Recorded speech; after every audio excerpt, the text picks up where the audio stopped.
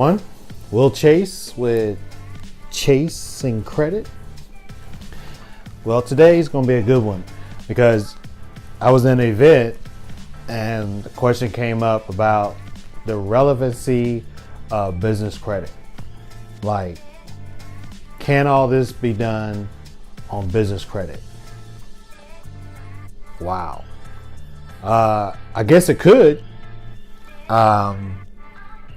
And the speaker was saying the same thing. I guess it could. But the information that it provides about the business, there will be a void. So in actuality, it can't. Because the business credit file provides a lot of information about the business. So it can't be done on the business credit. So what makes it relevant? You know, what's provided in the business credit file about the business, your business. Let's talk about your business that would make it relevant to not doing all this on personal. You know, having a business credit file, and which means building business credit, right? So let's talk about that. So some of that information that's going to be provided is the length of time that your business has been in business, its name, of course, its address. A lot of times it's tax ID. All the time it's tax ID. A lot of times, I meant to say it's employees, how many employees. A lot of times it's financial information. It's also going to provide its payment frequency, its public records, i.e. if it was bankruptcies, liens, judgments, UCCs. And so it's also going to provide the SIC codes for your company. And that's very important. Shows what category, industry your company is in. Make sure it's not in gambling. And keep in mind that so for instance, you set your company up, got your company name, and your company has been in business for, say, 4 years. And you got your tax ID number, it's attached to that tax ID number, and you're all set up on D&B, and then you just decide you want to change your name, and you don't go about it the proper way. You could actually lose a lot of that information, or actually a lot of your time in business, if you don't do it right.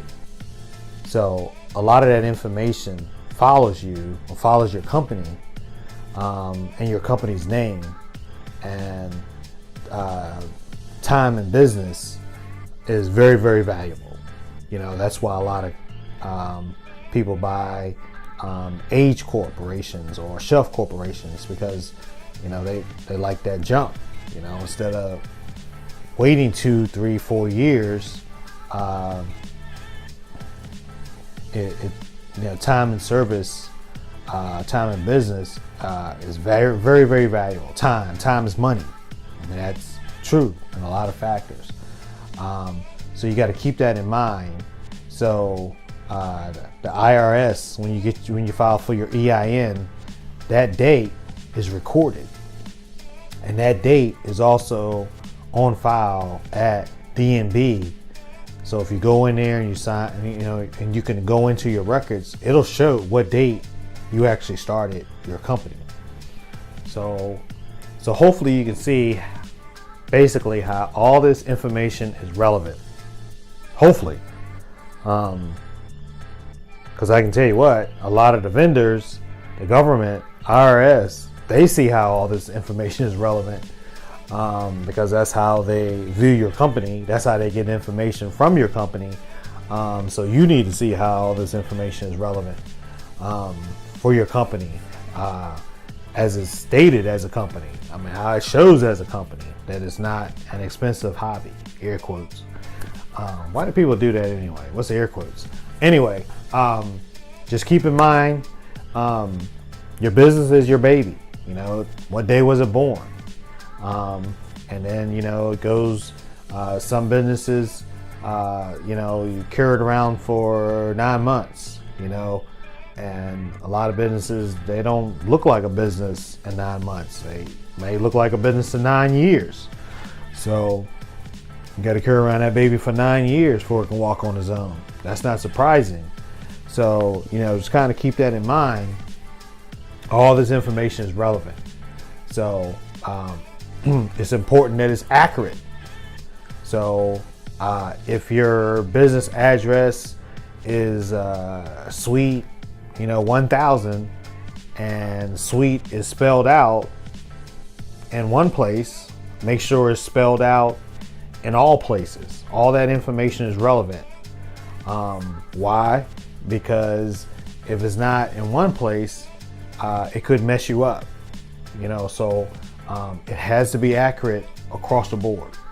So just keep that in mind when you fill out this information, and where it shows up, where it appears, in the 401 listing, all that. Everything has to be accurate, and because everything is relevant when it comes to your business, and you want to shine in the best light when it comes to your business.